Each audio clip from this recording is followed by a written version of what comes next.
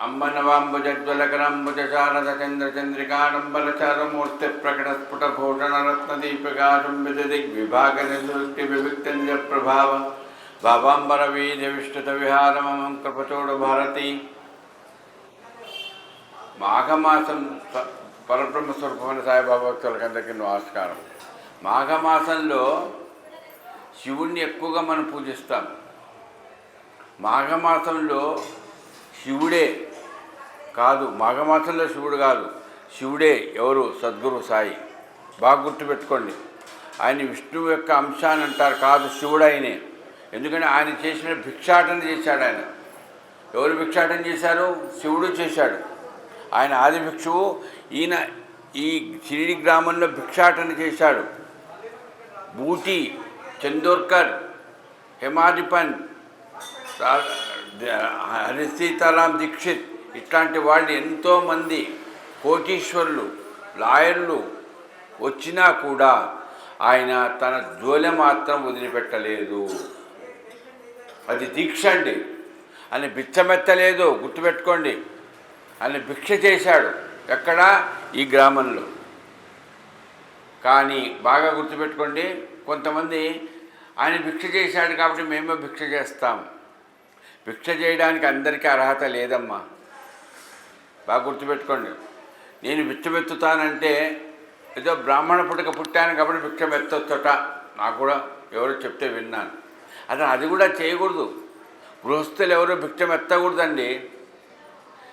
ఇద్దరో ముగ్గురో ఉంటే ఎవరన్నా అతిథికి అన్నం పెట్టాలంటే వీడు భిక్షమెత్తుకుంటే ఏమెత్తుతాడండి? భిక్షమెత్తకూడదు. సాయిబాబా ఏ గృహస్థును కూడా భిక్షమెత్తనియ్యలేదు. సత్యంతో ఒక్క కథ నాకు చూపించండి. ఆయన భిక్షమెత్తే నువ్వు పోయి భిక్షమెత్తారా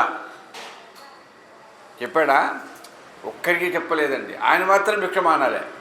రేపు లేదు ఎల్లుండి సమాధి చెందుతాననంగా కూడా ఇద్దరిని తోడు తీసుకొని వీధుల్లో వెళ్ళి అమ్మా అడుక్కున్నాడండి. ఈ అడుక్కోవడం అంటే మనం ఏమనుకుంటాం? భిక్ష అనుకుంటాం, బిచ్చమెత్తడం అంటాం. ఆయన అడుక్కున్నాడు కానీ అది భిక్ష, అది బిచ్చ కాదు. ఎందుకు? దానికి దీనికి తేడా ఏమిటి? నా కోసం నేను అడుక్కుంటే అది బిచ్చమెత్తడం. నాకు అవసరం లేదు. శివుడికి ఏమవసరం ఉందమ్మా? ఆది భిక్షువు ఆయన. ఆయనకి ఏమవసరం ఉంది? ఆయన బిచ్చం ఎందుకు ఎత్తాడు? ఎందుకు ఎత్తాడు? మన కోసం ఎత్తాడు. మన కోసం ఆయన ఎందుకు ఎత్తాడని మళ్ళా ప్రశ్న. అరే నాయన, పుట్టారు సస్తారా ఎవరైనా? ఈ అహంకారం పోగొట్టుకోండి. నేను సంపాదించానంటుంటారే, ఆ సంపాదించిన దాంట్లో నాకు కాస్త వేయండి, ఒక్క రొట్టె ముక్క కాస్తంత వేయండి అని అట్లా భిక్ష చేసిన వాడు మొట్టమొదట ఆది భిక్ష ఎవరంటే శివుడు. ఈరోజు ఉమామేశ్వరరావు గారి పుణ్యాన మాఘమాసంలో సద్గురువు సాయి శివుడే ఆయన భిక్షమెత్తాడండి. ఎంతమందికి అమ్మా నిజంగా షిరిడి ప్రజలు ఈ రోజున ఏదో ఎక్కడి నుంచో వస్తుంటే నేను ఎవరితో చెప్పాను. ఈ రోజున ఈ మునిమనవాళ్ళు ఉన్నారు. వీళ్ళంతా ఎక్కడ? షిరిడిలో పుట్టి పెరిగిన వాళ్ళు. వీళ్ళంతా కోటీశ్వరులండి. ఆ రోజు వాళ్ళు చాలా బీదవాళ్ళు, మధ్య తరగతి వాళ్ళు. బాగా నేను చెప్తున్నాను, ఒక 150 ఏండ్ల క్రితం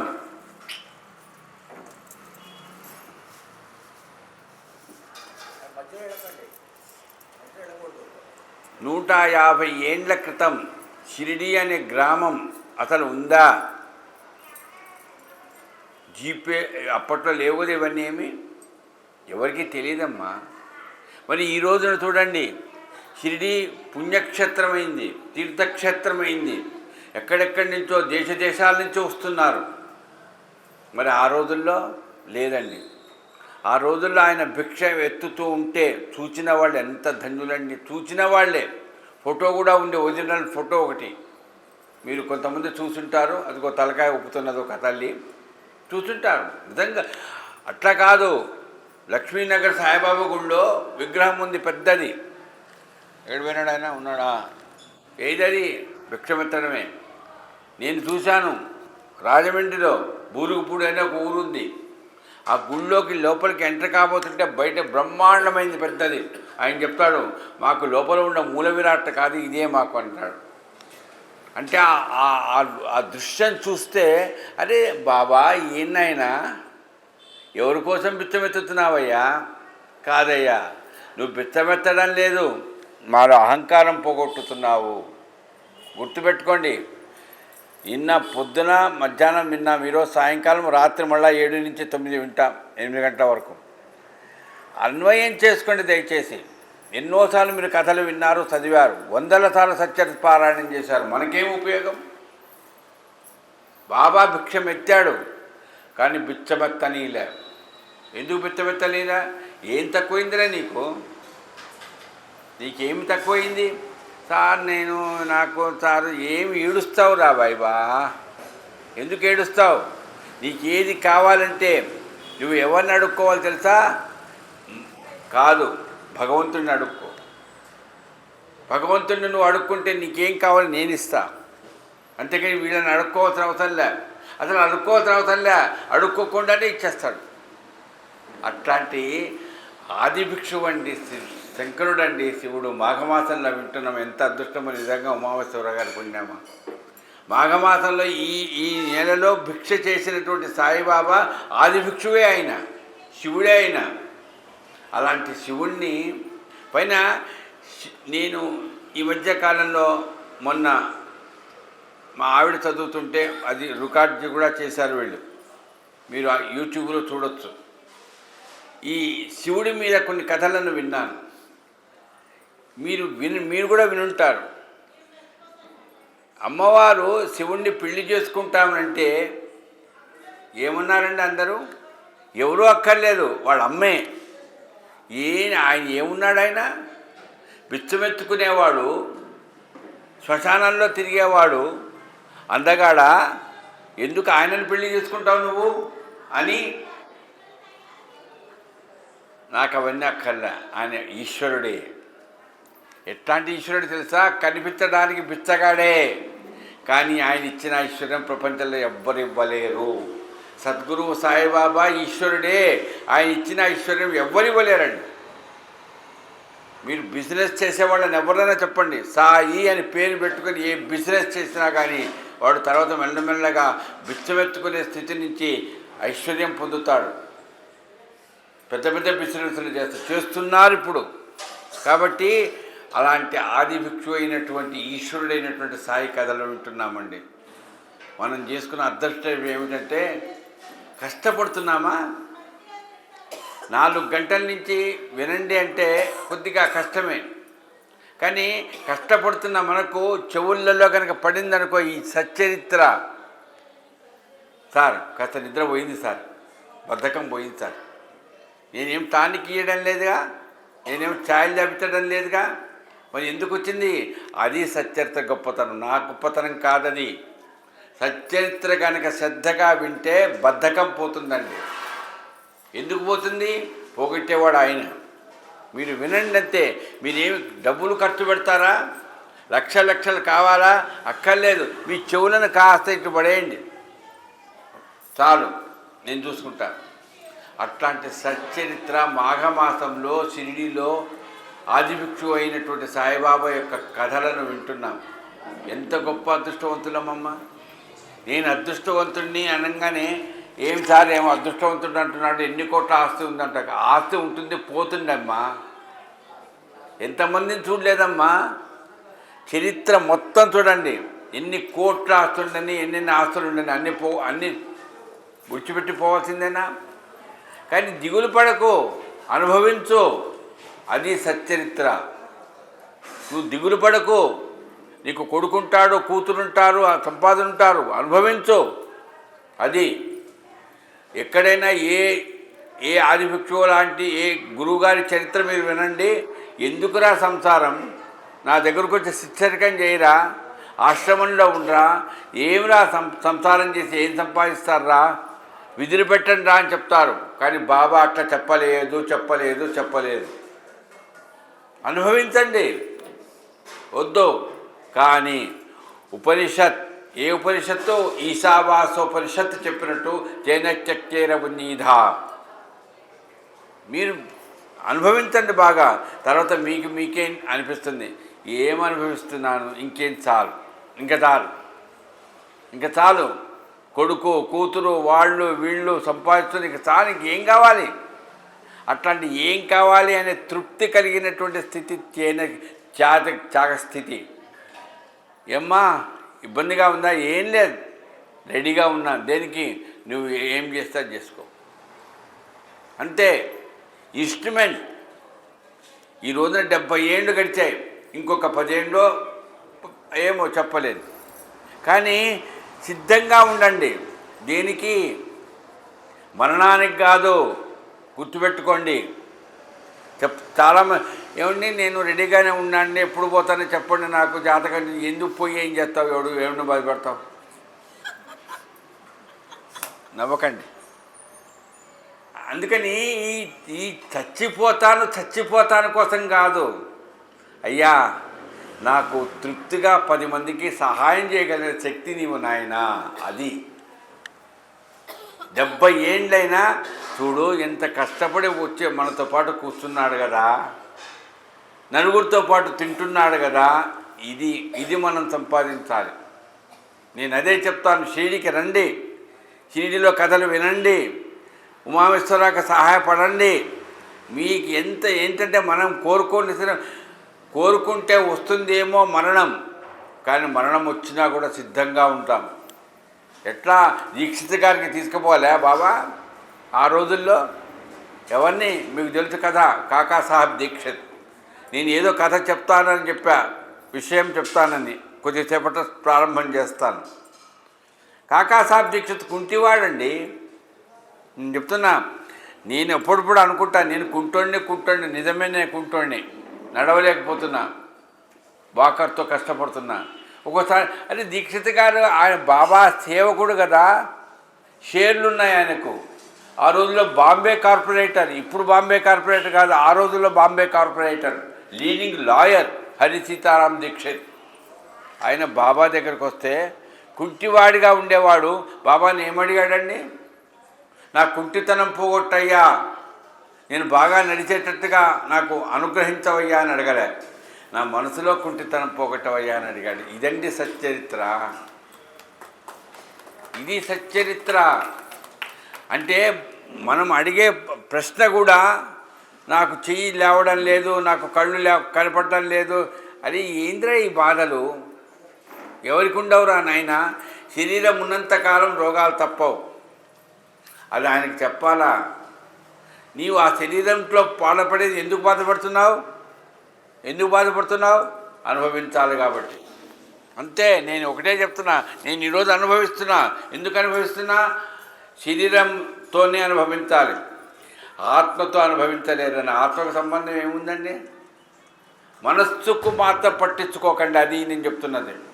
నేను అనుభవిస్తున్నాను. సుఖం అనుభవిస్తున్నప్పుడు ఎప్పుడైనా బాబా ఎందుకే సుఖమని అన్నావా? నేనైతే అనలేదు, మీరు అన్నారేమో, నమస్కారం. సుఖం అనుభవిస్తున్నామే, అనుభవించలేదా? ఎక్కడెక్కడో తిరగలేదా? పరిగెత్తలేదా? సంపాదించలేదా? అప్పుడు ఎందుకయ్యా నాకు ఈ సంపాదన, నాకు వద్దయ్యా అని మనం అన్నామా? ఇప్పుడు అంటున్నాం, ఏం నడవలేకపోతున్నా, కష్టపడుతున్నాను ఇప్పుడు నీకు అవసరమా? ఇప్పుడైనా అనుభవించేది శరీరమేనండి, ఆత్మ కాదు. బాగా గుర్తుపెట్టుకోవాలి. ఉపనిషత్తులు చదువుకున్నా, వేదాలు చదువుకున్నా, పురాణాలు విన్నా, ఏమి విన్నా, దాని సారాంశం ఒక్కటే, శరీరం మనది కాదు. మనది ఎందుకు సార్? చెయ్యి నేను ఇట్లా ఎత్తుతున్నా, వెనకెత్తుతానా? చేత అవుతుందా? మరి నా చెయ్యేగా. కళ్ళు నావే, కానీ నేను వెనక్కు చూడగలుగుతున్నాను, నావేగా కళ్ళు. కాలు ఇప్పుడు నేను ఇట్లా ఉంది, నేను చేయగలుగుతున్నా, నాదే. శరీరం నీది అనుకోవడం అదొక భ్రమ. కానీ ఆ శరీరంతో నువ్వు అనుభవించాలి. శరీరం ఎట్లాంటిదో పెద్దవాళ్ళు చెప్పారు, గుర్రం లాంటిదే. గుర్రంలో ఎక్కువ తిరిగి రా, కానీ గుర్రాన్ని మాత్రం ఎట్లా పోషించాలో అట్లా పోషించాలి. ఈ శరీరం కూడా అంతే. సుఖపెట్టు శరీరాన్ని, మంచిగా వాష్ చేయి, స్నానాలు చేయి, అన్నీ చేయి. ఎంతవరకు అంతవరకే. ఎప్పుడు అవసరమో అప్పుడే. నువ్వు పెళ్లి కొడుకుగా బాగా అందగాడిగా, నేను పెళ్లి కొడుకునైనా ఎప్పుడైనా శరీరం పోయేది కదండి, ఏం పెళ్లి కొడుకు అంటే కాదు, నువ్వు పెళ్లి కొడుకువి, నువ్వు సందగాడి కావాలి. అది శరీరం అండి. కాబట్టి శరీరం అనేది మనకు సచ్చరిత్ర ద్వారా గుర్తు చేస్తున్నది. అనుభవించండి అయ్యా. మరి ఎందుకు సార్, ఎందుకు అనుభవించాలి సార్? Broad forward. ఇక్కడ బ్యాంకులో పనిచేసిన వాళ్ళు ఎవరన్నా ఉన్నారేమో? ఉన్నారు, విన్నాను. ఇండియన్ బ్యాంకులు, ఆ బ్యాంకులు, ఈ బ్యాంకులో పనిచేసిన వాళ్ళు ఉన్నారు. బ్రాడ్ ఫార్వర్డ్ అంటారు. ఎందుకు, మా బంధువే ఉన్నాడుగా కృష్ణావతిలో ఆయన. పాత బాకీని మనం చూపించాలి. పాత బాకీ లేదనుకో 0, ఉందనుకో లాగుతారు. కట్టండి సార్, కట్టాలి. లేదు సార్ మీకు ఇస్తాం సార్, తీసుకోవాలి. కట్టడం మాత్రం మా వల్ల కాదంటే కుదరదు. ఆ కట్టడమే ఇది. మనకు తెలియదు, పూర్వజన్మ కృతం పాపం వ్యాధి రూపేణ బాధితం, అంతే. దాంట్లో అక్షర సత్యం అండి, పెద్దవాళ్ళు చెప్పినట్టుగా. అది అనుభవించాలి. అందుకే శరీరం. సచ్చరిత్ర వింటూ ఉంటే శరీరానికి ఉండే బాధ, ఎవరితోనూ మాట్లాడుకుంటూ ఇట్లాంటి డాక్టర్ గారు వాళ్ళు మాట్లాడుకుంటూ చెప్పారు. కానీ మనం అనుభవిస్తున్నాం కదా సార్. శరీరం అన్నారు, అనుభవించాలన్నారు, పూర్వజన్మ సుకృతం అన్నారు, మంచి మాటలు చెప్పారు. ఎందుకంటే అనుభవించేది? మరి సాయిబాబా నమ్ముకున్న తర్వాత మనకు వచ్చే లాభం ఏంటి? బాగా గుర్తుపెట్టుకోండి, సాయిబాబానే నమ్ముకున్నాం. ఇంకో రామాయణం కాదు, రాముడు కాదు, కృష్ణుడు కాదు, ఎవరు కాదు, సాయిబాబాయే, అన్నీ ఆయనే. మరి ఏం చేస్తాడండి ఆయన? గుర్తుపెట్టుకోండి అమ్మా, డాక్టర్ గారు చెప్పినట్టు కాగితం తీసుకొని రాసుకున్నా తప్పు లేదు. మనకు మనస్సుకు శక్తినిస్తాడు, మనస్సును బాధ పెట్టాడు, మనస్సుకు శక్తినిస్తాడు. నాకు ఒక్కసారి అనిపిస్తుంది మా ఆవిడ మా అమ్మాయిలతో, ఏమిట్రా నాయన 620 జ్ఞానయజ్ఞాలు చేశానే, మరి ఇన్ని చేసిన నేను కనీసం హాయిగా కాళ్ళ నొప్పి ఏ నొప్పి లేకుండా వెళ్ళిపోవాలని అనుకోవడం ఎంత పొరపాటు. అనుభవించాల్సిందే. మా అమ్మ అనుగ్రహంతో మాట్లాడుతున్నాను. నేను చెప్తున్నా తల్లి, ఈ వాక్ ఉన్నదే ఈ అగ్నిశక్తి, అది నాకు బాబా ఇచ్చాడు. కాబట్టి నేను చెప్తున్నాను, అనుభవిస్తున్నాను. కానీ నాకు బాబా మీకు నేను చెప్పడం లేదు, ఉపదేశం చేయడం లేదు. దయచేసి గుర్తుపెట్టుకొని, మా అమ్మ నాకు ఒకటి చెప్పేది, బుద్ధి లేదు అథవా ఎవరికి నువ్వు ఉపదేశం చేయకు, చెప్పు. ఎవరి కోసం? నీ కోసం నువ్వు చెప్పుకో. అదే నేను చెప్తున్నది. ఏం చేస్తున్నాను? మనము గుర్తుపెట్టుకోవాల్సింది ఏమిటి? నేను గుర్తుపెట్టుకుంటున్నది, మనస్సులో ఉండే ఆ బలహీనత పోగొడతాడు. ఎట్లా పోగొడతాడు సార్? నాన్న ఎన్ని జ్ఞానయజ్ఞాలు చేశావు, ఎందుకు నిలుస్తావు? నీకు ఇంకా కావాలా? ఇంకా పరిగెత్తుతావా? బాబా రెస్ట్ ఇచ్చాడు అనుకో. మా ఆవిడంటుంది, నేనున్నాగా తోడు, ఉన్నది ఆమె. ఇవన్నీ ఎవరు ఇస్తున్నారమ్మా? ఈ రోజుల్లో పరిస్థితుల్లో పిల్లలు పట్టించుకోవడం లేదమ్మా. బాబా భక్తులమైన మనం ఎంత అదృష్టవంతులమో చక్కగా ఆనందంగా చెప్పుకోవచ్చు. మనకున్నంత ఆస్తి ఇంకెక్కడ ఎవరికి ఉండదేమో కూడా. ఎందుకంటే హాయి ఎంత చక్కగా పిల్లలు పలుకుతున్నారు, భర్త భార్య, ఇంత సంసారంలో కూడా ఇంత ఆనందంగా ఉన్నామంటే అది సద్గురు సాయి యొక్క అనుగ్రహమే. కాబట్టి శరీరానికి రోగాలున్నా అనుభవించక తప్పదు, కానీ మనస్సుకు మాత్రం పట్టనీయకుండా శక్తినిస్తాడు సాయిబాబా. ఇప్పుడు కథలోకి వస్తున్నా. కథలోకి రావడంలో చెప్పిన విషయం, ఒక విషయం చెప్పాలనుకున్నామని అన్నాం కదా, నిన్ను అనుకున్నాం. ఎవరో అడిగారు, ఏమిటండి ఈసారి ఏంటి కథలు చెప్పకుండా ఏమో చెప్తున్నారని. అయితే క్షమించండి, నేను కథలే చెప్తున్నాను. మీరు కథలు చదువుకున్నారు, ఇదిగో రోజు పోయి సత్యత పారాయణం చేస్తున్నారు. మళ్ళా అవే కథను నేను చెప్తే, అట్లానే చెప్తే ప్రయోజనం ఏముందమ్మా? దాన్ని కాస్త నా మనసుకు నాకు తృప్తిగా ఉండేటట్టుగా చెప్పగలిగితే అది గొప్ప, అది కాస్తంత ఆనందం. అదే చేస్తున్నాను నేను. మీరు ప్రత్యేకంగా సచ్చరిత్ర చెప్పడం లేదైనా ఏదో చెప్తున్నాడని కూడా చాలా పొరపాటు. సచ్చరిత్రే చెప్తున్నాను. మనము బాబాని నమ్ముకున్నాం, మనము అంటున్నా పొరపాటు. నేను నమ్ముకున్నా, నా ఆస్తిది. కానీ గుర్తుపెట్టుకోండి అమ్మా, ఇది గురువు యొక్క గురుస్థానం. ఇది గురుస్థాన్ అంటే గురువు ఉన్న స్థానం. తన గురువు ఉన్న స్థానం అని ఆయన చెప్పుకున్నాడు. మన గురువు ఉన్న స్థానం ఇది. గురువును నమ్ముకునేటప్పుడు గుర్తుపెట్టుకోండి అమ్మా, ఎవరి వ్యక్తిగతమైన ఆస్తి వాళ్ళదే. నేను నమ్ముకున్నాను, నాకు శ్రద్ధ ఉంది, నాకు గట్టి నమ్మకం ఉంది, ఇది నా వ్యక్తిగతమే, నా భార్యది కాదు, నా పిల్లలది కాదు. నేనే చెప్తున్నాను, మీ సంగతి నాకు చెప్పడాను. మీరు కూడా గుర్తుపెట్టుకోండి. నేను బాగా నమ్ముతున్నాను కానీ మా ఆవిడ చెప్తే వద్దండి, బాధపడకండి. ఎవరెంత అనుభవించాలో వాళ్ళంత అనుభవించాలి, అంతే. ఎవరికి ఉండే శ్రద్ధ వాళ్ళది, ఎవరికి ఉండే ఓపిక వాళ్ళది, ఎవరికి ఉండేది. కాబట్టి ఇది వ్యక్తిగతమైన ఆస్తి. అదే మీరు రాముడో కృష్ణుడో ఇంకొకటి అయితే వేరే విధంగా ఉంటుంది. ఇది అట్లా కాదు, ఇది గురువు యొక్క చరిత్ర. అందుకని ఎవడైనా సరే, ఒక పిల్లవాడు అంత బాగా, అది వాడు ఆస్తి అండి. అది ధ్యానం చేస్తాడు, కూర్చుంటాడు బాబా గురించి చక్కగా, ఎంత ఆనందంగానో 10 మందికి సహాయం చేస్తాడు. ఏమిటోనండి మాకట అది వాడి ఆస్తి, అది అంతే. అట్లాగా వ్యక్తిగతమైన ఆస్తి అండి. హేమాద్రి పంత్ అని పిలువబడిన ఆయన ఆస్తి సంపాదించుకున్నాడండి. 4 ఆడపిల్లలు, 2 మగపిల్లలు. మ్యాజిస్ట్రేట్గా రిటైర్ అయ్యాడు. అడిషనల్ మ్యాజిస్ట్రేట్గా కూడా వచ్చింది బ్రిటిష్ గవర్నమెంట్ రోజుల్లో. ఇక్కడే ఉండేవాడు. నిన్నటి నుంచి మనం కథ వింటున్నాం. ఆయన ఒకరోజు బాబా దగ్గర కూర్చున్నాడండి. నిజంగా అందుకని సత్యత వింటుంటే నిజంగా మనం అక్కడ ఉన్నామా, చూస్తున్నామా కాదు, మనం కూడా అనుభవిస్తున్నామా. అందుకని సచరిత్రకు సాయికి ఏమాత్రం తేడా లేదు. జస్ట్ అంటే హేమాద్రి పంత్ బాబా దగ్గర కూర్చున్నాడు. ఎప్పుడండి? మధ్యాహ్నం పూట. ఒక్కడే, ఆయన ఒక్కడే, ఈయన ఒక్కడే, ఆయన ఒక్కడే. కాళ్ళు ఒత్తుతున్నాడు. ఎవరిది? హేమాద్రి పంత్ది. ఏది కాదు, సాయిబాబాది. ఎవరి కాళ్ళు ఒత్తాడండి? సాయిబాబా కాళ్ళే ఒత్తుతున్నాడు.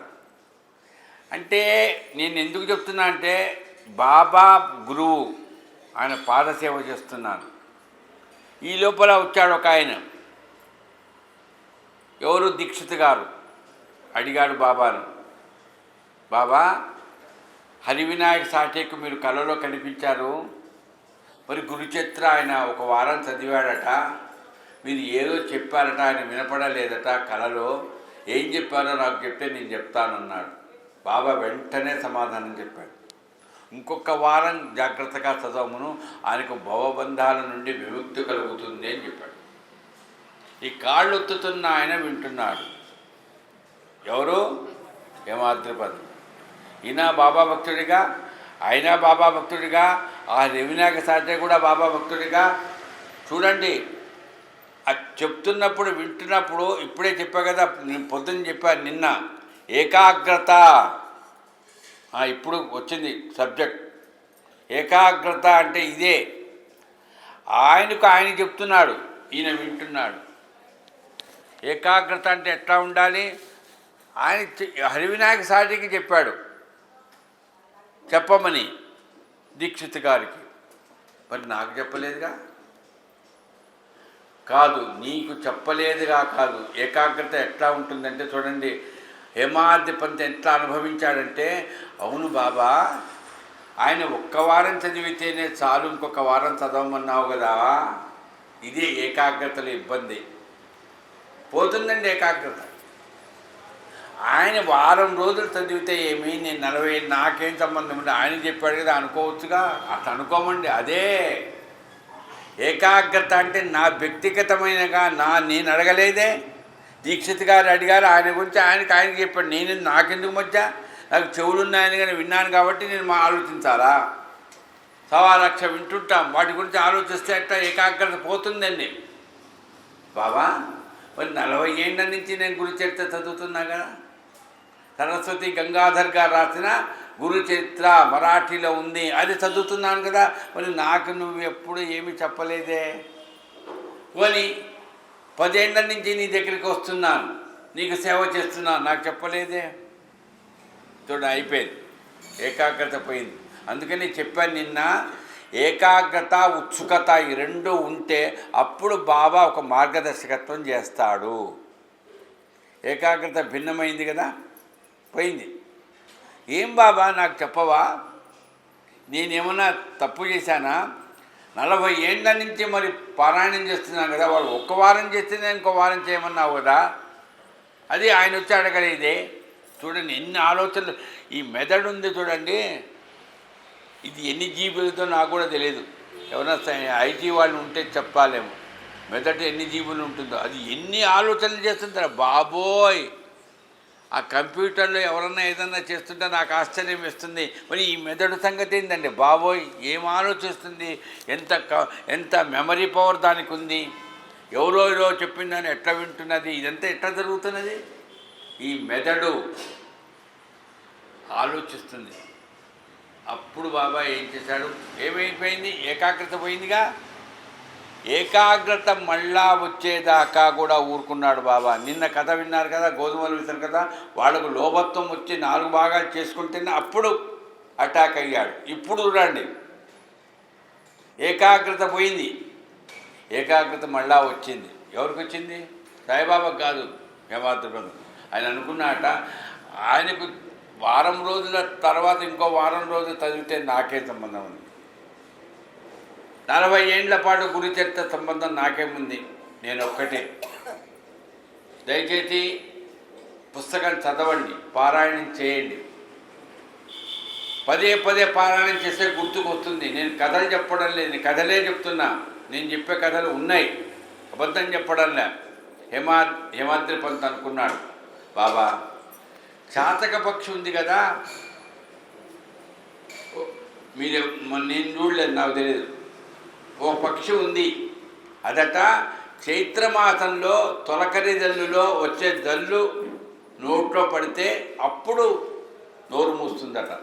అప్పటిదాకా మాఘమాసంలో ఏదన్నా తొలకరి జల్లు ఒకవేళ వస్తే పడితే బాగుండు అనుకోదట.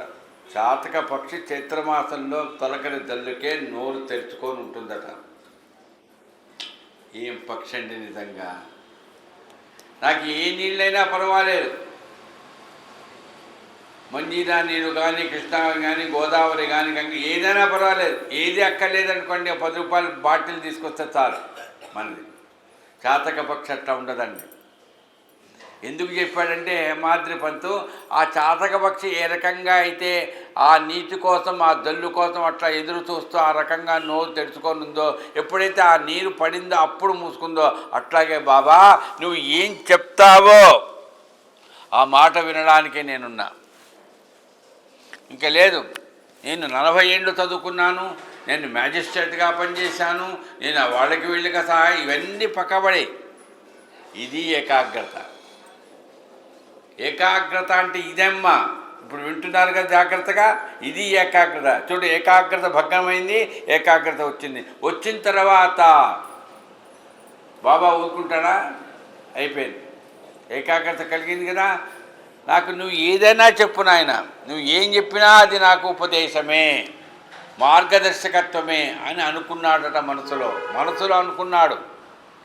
ఏకాగ్రత భగ్నం అయింది, మళ్ళీ ఏకాగ్రత కలిగింది. అప్పుడు బాబా వెంటనే ఏం చెప్పాడు? ఉపదేశం చేస్తారా, రా దగ్గరికి రా, చెవులో ఏదో చెప్తాను అన్నాడా? చదవండమ్మా సచరిత్ర దయచేసి. ఏం చెప్పాడు?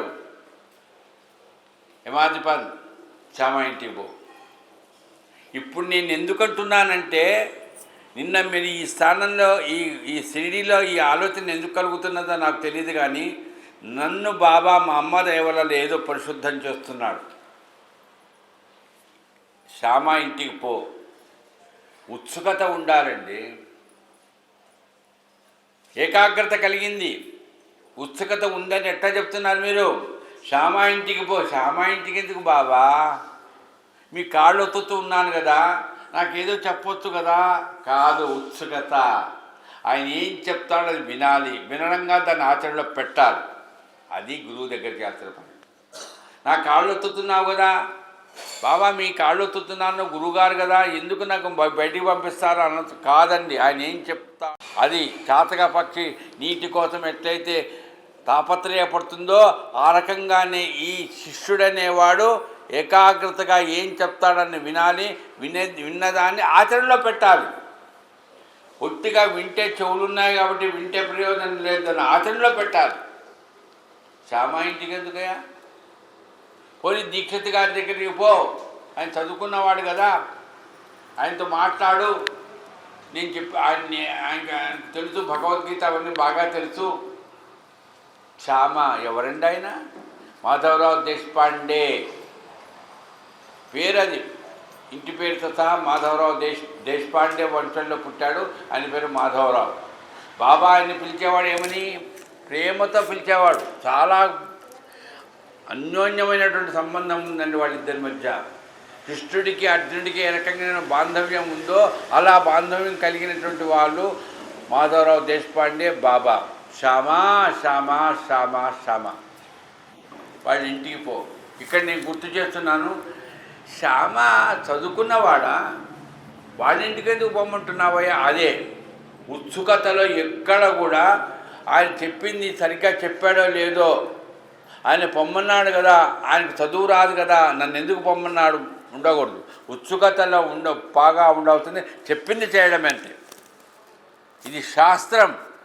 నా గురుగారు నాకు చెప్పారు, శ్యామ ఇంటికి పొమ్మన్నాడు, పోదాం. ఎప్పుడో పొద్దున పూట లేచాడు. అయ్యా మీ పాదసేవ పోయింది అయ్యా అని దిగులు పడ్డా. చెప్పాడు కదా, లేచాడు, వెళ్ళాడు. ఎవరింటికి? శ్యామ ఇంటికే వెళ్ళాడు. వెళ్తే శ్యామ బయటనే ఉన్నాడు. అమ్మా, మీతో పాటు మీ అందరి ఆశీర్వచన పుణ్యమాని నేను ఈ కథను ఇక్కడ సిరిలో మరణనం చేసుకుంటున్నానంటే, నాకు మళ్ళా జన్మనిచ్చిన ఆ డాక్టర్లకు, నాకు సహకరించిన నా భార్య, నా కూతురికి, అలాగే ఇక్కడ అవకాశం ఇచ్చిన ఈ ఉమామేశ్వరరావు వారి దంపతులకు పాదాభివందనమ్మ. ఎందుకంటే గొప్ప కథ, గొప్ప కథ. మాధవరావు దేశపాండే బయట ఉన్నాడట. ఏమి హేమాద్రిపంత్ గారు ఇప్పుడు వచ్చారు చూడండి, మీ మొహం చూస్తుంటే ఏదో దిగులుగా ఉందే. హేమాద్రిపంత్ను పట్టుకొని అడుగుతున్నాడు, మసీదు నుంచి వచ్చినట్టుగా ఉందే. నిన్న నాకు అర్థం కాదు. అరే ఇంత పెద్దవాడు, చదువుకున్నవాడు మా ఇంటికి వస్తున్నాడు, ఏం పని మీద వచ్చారు? రండయ్య స్వామి లోపల కూర్చోండి, కాఫీ ఇస్తాను, టీ ఇస్తాను పలకరించకుండా ఏమిటి ఇప్పుడు వస్తున్నారు? వింటున్నారు కదా, నేను ఎవరిని అడగను నిద్రమబ్బులో ఉన్నారని. మీరు వింటున్నారు, నాకు అర్థమైపోయింది. నేను కనుక హేమాద్రిపంత్ అయింటే, నిజంగా చెప్తున్నాను, ఉత్సుకత ఉండేవాడు ఎట్లా ప్రవర్తించాడో అది హేమాద్రిపంత్ ప్రవర్తించాడు. ఉత్సుకత లేకపోతే ఏమవుతుందో తెలుసా? ఏమయ్యా బాబా పంపిస్తే వస్తే నువ్వు ఇట్లా నన్ను పలకరించేది, మీ ఇంటికి వస్తే నన్ను ఇట్లా పలకరిస్తావా?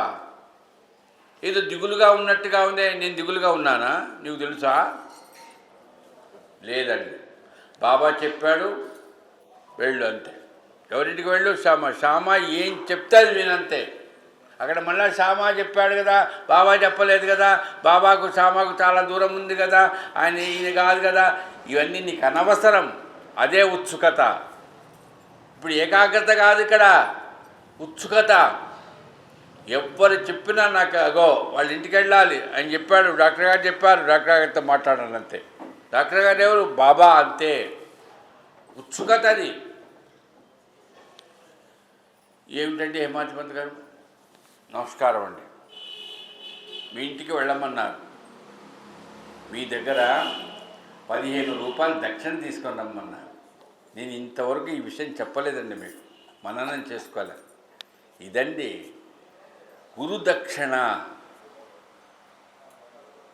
డబ్బులు ఇవ్వడం కాదు, మనస్సు, శరీరము, ఈ బంధనం ఉందే, దీని నుండి విముక్తి పొందినటువంటి సమర్పణ.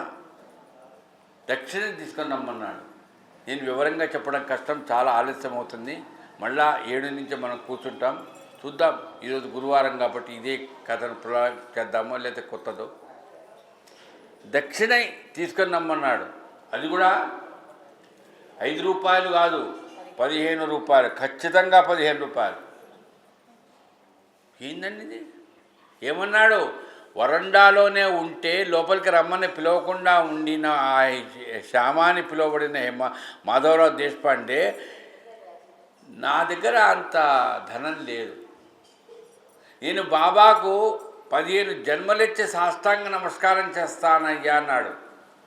నువ్వు బాబాకు 15 జన్మలెచ్చి సాష్టాంగ నమస్కారం చేస్తే నేనెట్లా చేయగలుగుతాను? అవి 15 రూపాయలు ఇస్తే అవి లెక్క పెట్టుకొని పోయి బాబాకి ఇస్తాను, కానీ నీకోసం నేను 15 జన్మలు ఎత్తి సాష్టాంగ నమస్కారం నేను చేయలేను కదా అన్నాడట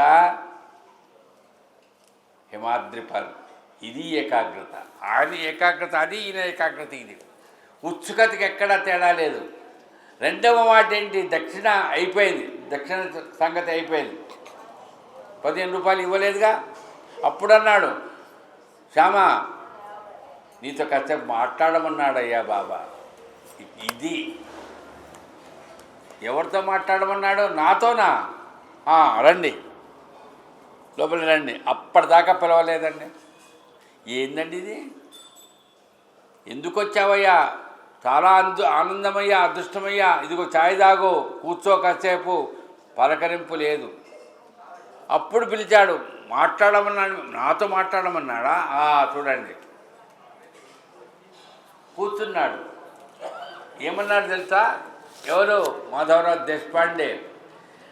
నా దేవతా విగ్రహాలకు స్నానం చేయించా, ఇప్పుడిప్పుడే అది కాస్త శుభ్రం చేయాలి, కాసేపు కూర్చోండి అన్నాడు. చూడండి, అంటే నేను పూజ చేశాను, ఇంకా అభిషేకం చేశాను, ఇంకా పూర్తి కాలేదు పూజ. నేను మందిరంలోకి, నా పూజా మందిరంలోకి పూజ చేస్తాను, నువ్వు పక్కన కూర్చో. నేను వచ్చాను, బాబా పంపించాడు, మీతో మాట్లాడమన్నాడు అంటే, అయ్యా ఏం మాట్లాడమన్నారని అడగకుండా పూజ చేస్తావా? నువ్వు పూజకు పోతావా అంటే నాకు పూజ చేత కాదా?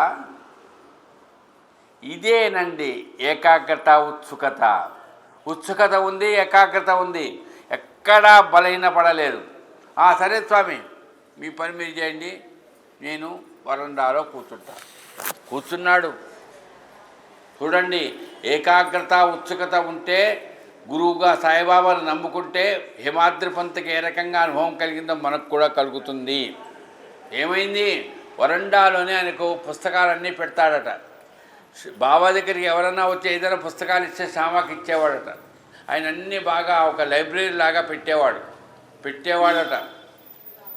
ఈయన చూచాడు, ఒక పుస్తకం చూచాడు. ఆ పుస్తకం ఏంటి? ఏకనాథ భాగవతం.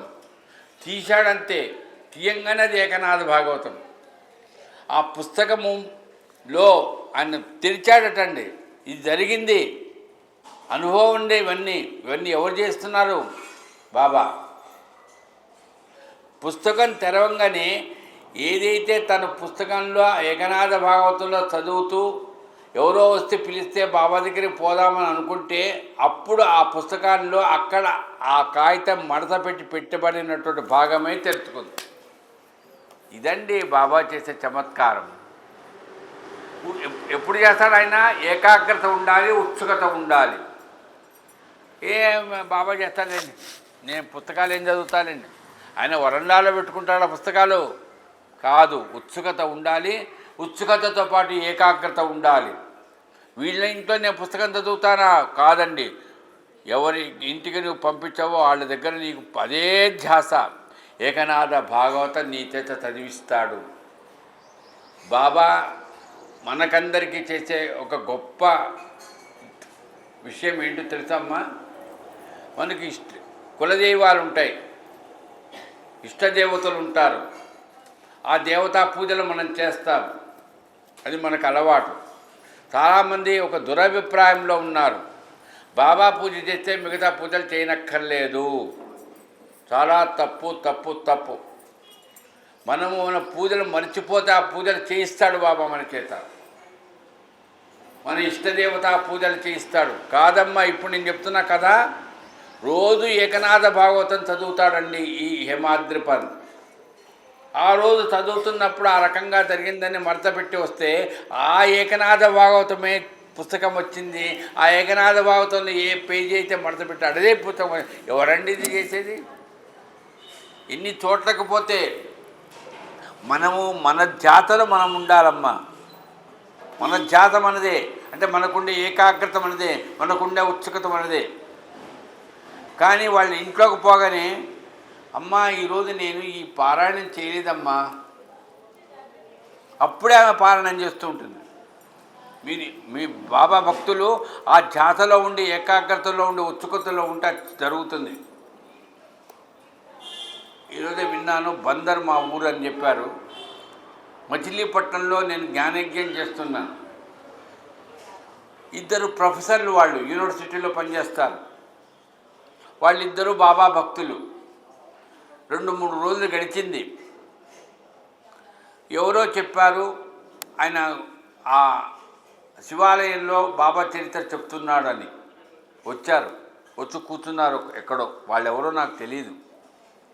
కథంతా అయిపోయింది, ఉపన్యాసం అయిపోయింది. స్వామి, మేము ఈరోజు ఈ కథ పారాయణం చేశామని మీకెట తెలుస్తా? ఏ కదండి అది? చెప్పులు పోగొట్టుకున్నవాడి కథ. దాని మీద వివరంగా చెప్పానమ్మా. ఇంత వివరంగా మీరు చెప్తారని నేను అనుకోలేదు. పారాయణం చేశాం, కానీ ఇక్కడ అది బాబా చేసే పని. మనకు ఉత్సుకత, ఏకాగ్రత ఉంటే మనకు ఆ రకంగా అనుగ్రహాన్ని కలిగించేవాడు ఎవరి అంటే సద్గురు సాయి. ఏకనాథ భాగవతం చదివాడు, అయిపోయింది. మధ్యలో రాలే, ఎవరో ఈ పూజ చేస్తారని లోపల పోయినవాడు. ఈ ఏకనాథ భాగవతం ఏ అధ్యాయం అయితే పూజ చేయాలి అది పూజ చేశాడు. అప్పుడు వచ్చాడు ఎవరో శ్యామ బయటికి. మీకేమైనా ఇబ్బంది అయిందా? చూడండి, అడగడం. ఆయన ఏకనాథ భాగవతం చదువుకున్నాడు కదా, ఆనందంగా ఉన్నాడు కదా, అడిగాడు. ఏమైనా ఇబ్బంది? నాకేమి ఇబ్బంది లేదు, ఇప్పుడే నేను పంచ మార్చుకొని వస్తాను. మళ్ళా పోయినాడు. వచ్చాడు, కూర్చున్నాడు. ఇక్కడ కాస్తంత గమనించండి. నేను ఏకనాథ భాగవతం మీ ఇంట్లో చదివానయ్యా, నాకు చాలా ఆనందం కలిగింది. బాబా చూపిన అనుగ్రహం ఇది అని శ్యామకు చెప్పలేదు హేమాద్రిపంత్. నాకు కూడా అనిపిస్తుంది, చెప్పాలి కదా మరి.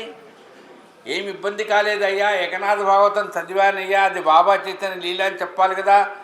ఉత్సుకత కలిగిన, ఏకాగ్రత కలిగిన గురువు దగ్గర సేవ చేసేవాడు మాట్లాడకూడదు. శ్యామ ఇంటికి పోవాలి, శ్యామ ఏం చెప్తా చేయాలంతే. అది గుర్తుపెట్టుకోండి, గమనించాలి. చెప్పొచ్చు కదా, ఏకనాథ భాగవతం చదివానండి, చాలా ఆనందం కలిగిందండి అని చెప్పొచ్చు కదా. చెప్పలేదే ఎందుకండి? అది జరిగింది కదా మరి, అది బాబా లీలే కదా. చెప్పడు. ఇది చెప్తే ఆయన చెప్పేది మళ్ళీ ఇంటర్ప్రిటేషన్ అవుతుంది. అది ఏకాగ్రతకు, ఉత్సుకతకు ఉండేటువంటి బంధనంలో మనం అనుభవించాము.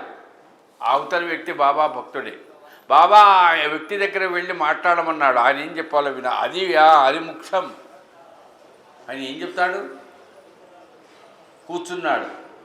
బాబా మా ఇంటికి పంపించాడే మిమ్మల్ని, చాలా ఆనందంగా ఉంది. నాతో మాట్లాడమన్నారు, మాట్లాడండి. నాకు రామాయణం రాదు. చూడండి, స్పష్టంగా చెప్పేస్తున్నాడు, నాకు రామాయణం రాదు, భారతం రాదు, నాకేమీ రాదు. ఒక్కటే నాకు తెలుసు, ఏమిటి? బాబా గురించి మాత్రమే తెలుసు. అది కూడా మీకు కూడా తెలుసుగా. నాకు తెలుసని కాదు, మీకు తెలుసు బాబా గురించి. మీరు 10 ఏళ్ళ నుంచి బాబా దగ్గరికి వచ్చిపోతున్నారు. మరి నాకే తెలిసేమింది, మీకు కూడా తెలుసు కదా. పైన నేను చదువు రానివాడిని, వీళ్ళు చదువుకున్నవాళ్ళు. చూడండి తేడా చెప్తున్నాడు. ఇన్ని చెప్తుంటే ఇదే చూడండి, ఉత్సుకత, ఏకాగ్రత ఉంది, ఉత్సుకత ఉంది. ఇన్ని అవునయ్యా, మీరు చదువుకొని వాళ్ళు, నేను చదువుకున్నాన్ని, నేను 10 ఏళ్ళ నుంచే బాబా దగ్గర నుంచి వస్తున్నాను. ఎందుకు ఈ సుత్తి, ఎందుకు ఈ గోల? నేను వెళ్ళిపోతానండి, మళ్ళా బాబా దగ్గరికి అనొచ్చు కదండి. అదే ఉత్సుకత ఉంది, ఏకాగ్రత ఉంది. దాంట్లో ఏమైంది? కూర్చున్నాడంతే. ఆయన ఏం చెప్తాడో విందాం. ఆయన ఏం చదువుకోలేదు, ఆయనకి రామాయణం రాదు, భారతం రాదు, ఏమీ రాదు అని చెప్తే అప్పుడు హేమాద్రిపంత్ అడిగాడండి, జాగ్రత్తగా వినండి. ఒకవేళ చదవకపోతే చదవండి సచ్చరిత్ర. ఈయన నోటి నుంచి రావాలి. ఎవరి నోటి నుంచి? అడిగేవాడి నోటి నుంచి రావాలి. ఉత్సుకత ఉంది కదా, ఏకాగ్రత ఉంది కదా. నాకు రామాయణం రాదు, అవునయ్యా రామాయణం రాదు, భాగవతం రాదు. ఈ ఊళ్ళో ఎట్లాంటి రాజకీయాలు ఉన్నాయి? మీ బంధువులు ఎవరైనా బాబా భక్తులు ఉన్నారా? ఎవరైనా అడగొచ్చు కదండి. లేదండి. మరి ఏం మాట్లాడదామండి? ఏం మాట్లాడాలో చెప్పలేదు. 15 రూపాయలు మాత్రం దక్షిణ అడిగాడు. అప్పుడు ఇదండి ఉత్సుకత, ఏకాగ్రత.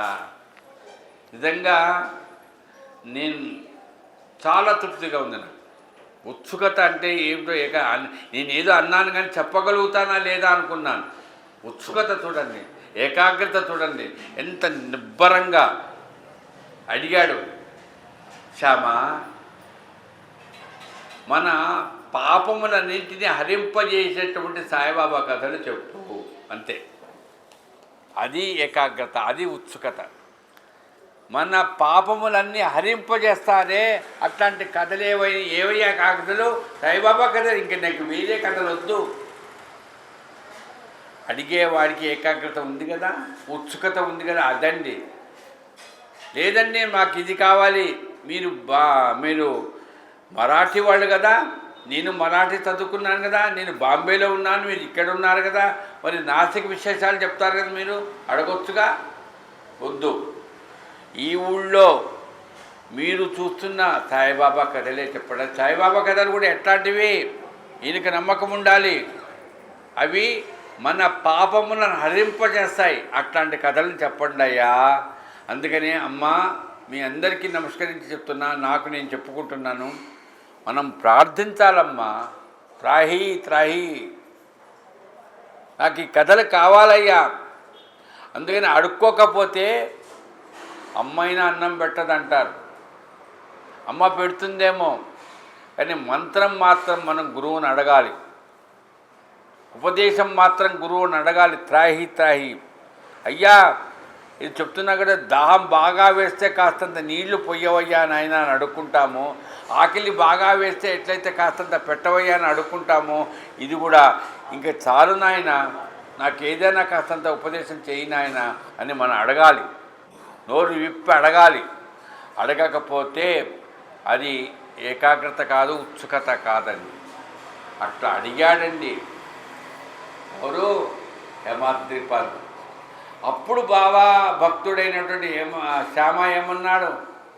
మీకు బాబా కథలు వినాలా? నాకు ఒక కథ గుర్తుకొస్తున్నది. బాబా ఏం చేస్తాడు? ఉత్సుకత, ఏకాగ్రత ఉంటే అప్పుడు ఉపదేశం చేస్తాడని చెప్పాడు. ఉపదేశం అనే పదం వాడాడు. ఈయనకు ఒక్కసారిగా ట్యూబ్లైట్ వెలిగినట్టే వెలిగింది. అవును బాబా ఉపదేశం చేస్తా. అప్పుడు హరివినాయక సాటేకు చెప్పాడు కదా దీక్షిత్ గారికి చెప్పమని. అది ఇప్పుడు మళ్ళీ ఈయన అంటున్నాడు ఉపదేశం అంటున్నాడు, కానీ మంత్రం చెప్పడంలే. బాగా గుర్తుపెట్టుకోండి, మంత్రం చెప్పడం లేదంటే ఉపదేశం చేస్తాడు బాబా. ఎప్పుడు ఏకాగ్రత ఉత్సుకత ఉంటే ఉపదేశం చేస్తాడు అని నాకు ఒక కథ గుర్తుకొస్తున్నది అంటాడు. ఉపదేశం చేస్తాడని కథ గుర్తుకొస్తున్నది ఏంటి? మన గురువుగారు చేస్తారండి. నాకు ఇప్పుడు గుర్తుకొస్తే ఒక మంత్రం గుర్తుకొస్తున్నది. నాకు చేసాడు ఆ మంత్రం, నువ్వు దగ్గరికి రా చెవులో చెప్తాను చెప్పాలిగా. గురువుగారు ఉపదేశం చేస్తాడయ్యా. ఎవరు? అంతకుముందు ఒక మాట అన్నాడు. మరి ఎందుకో ఆలస్యం చేస్తున్నాను, క్షమించండి నన్ను. ఎంత వివరంగా చెప్పకుండా ఉండాలి అనుకుంటా, కానీ ఎందుకో మరి చెప్తున్నాను, మననం చేసుకుంటున్నాను. మరి ఎందుకు ఇట్లా జరుగుతున్నది నాకు కూడా తెలియదు, క్షమించాలి నన్ను. ఎవరినన్నా కష్టపెడుతున్నానేమో. మనము బాబాను చూస్తున్నాం కదయ్యా. మాధవ్ గారు, మన హేమాద్రిపంత్ గారు, ఈయన మామూలు మనిషి కాదు. చూడండి, ఆ రోజుల్లో మరి బాబాను అందరూ చూశారు కదా. ఎవరు? శ్యామ చూచాడు, హేమాద్రిపంత్ చూచాడు. ఈయన మామూలు మనిషి కాదయ్యా బాబు.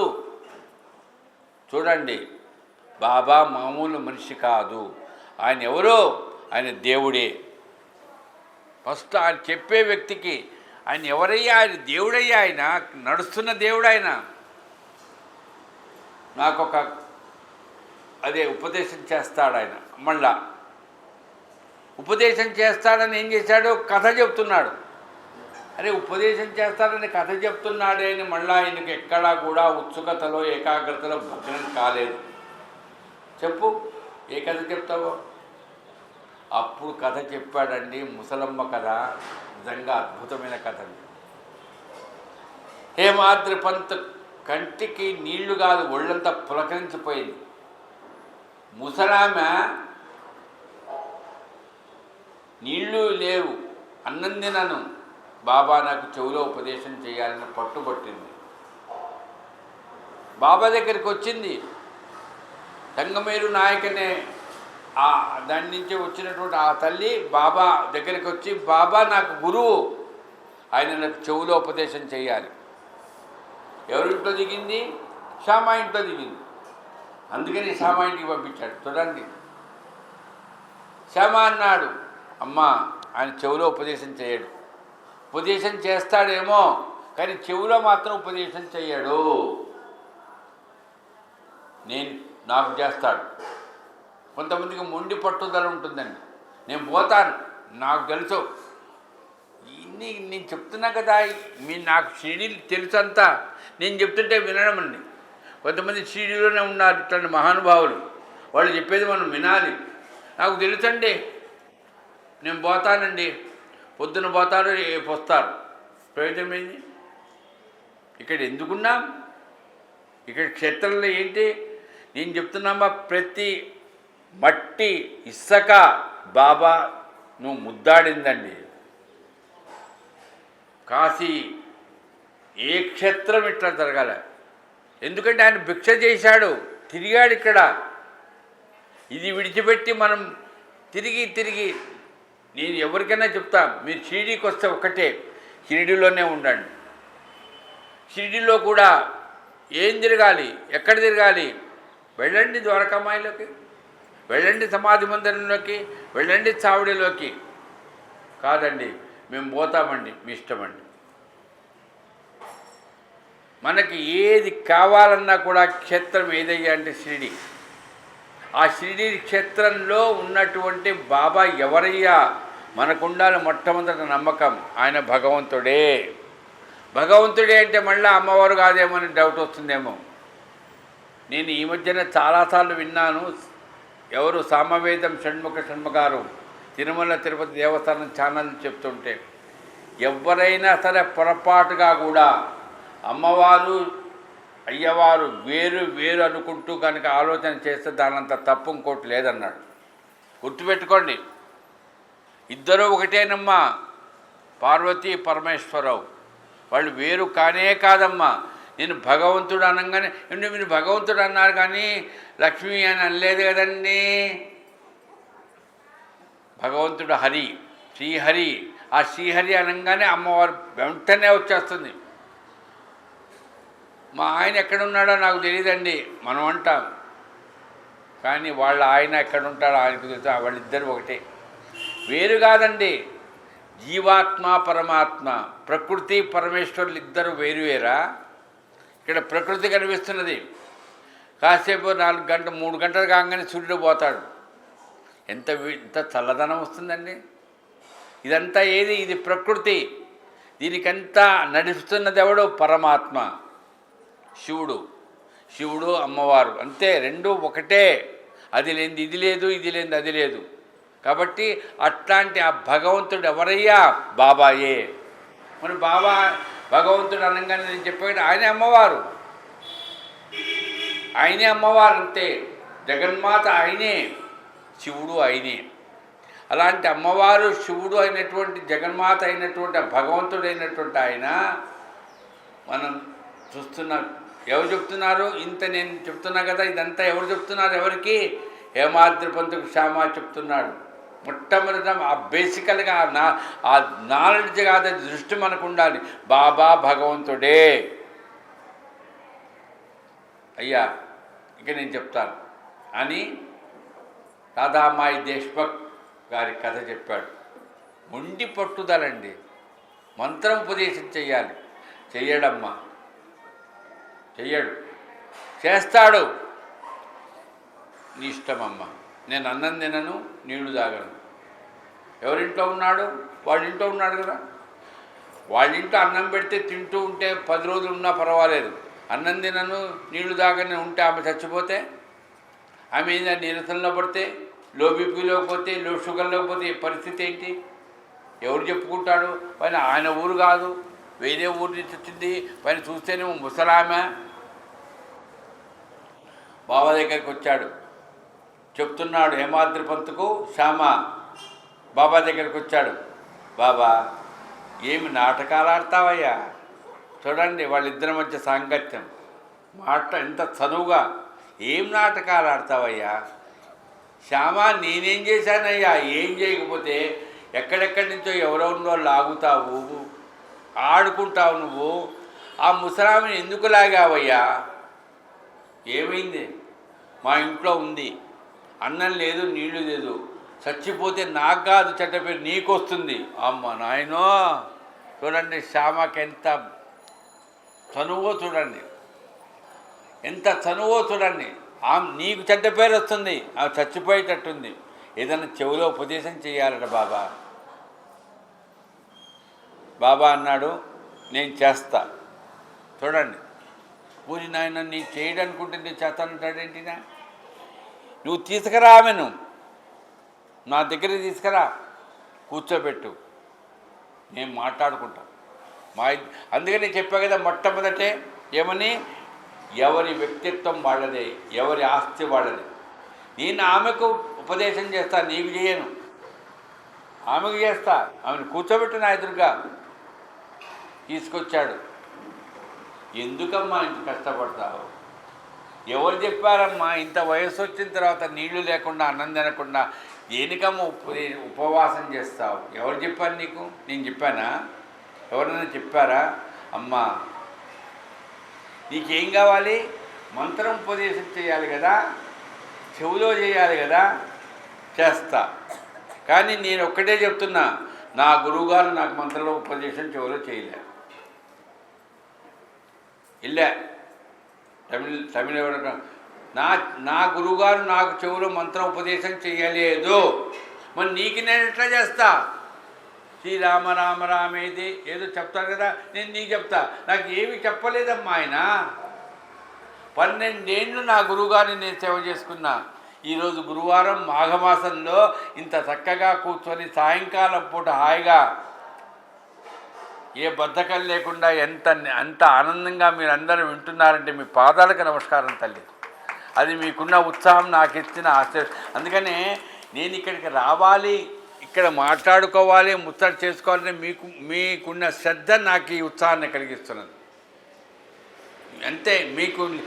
మీరు ఆ రకంగా ప్రార్థన చేసే శ్రద్ధగా లేకపోతే నాకు ఈ ఉత్సాహం రాదమ్మా.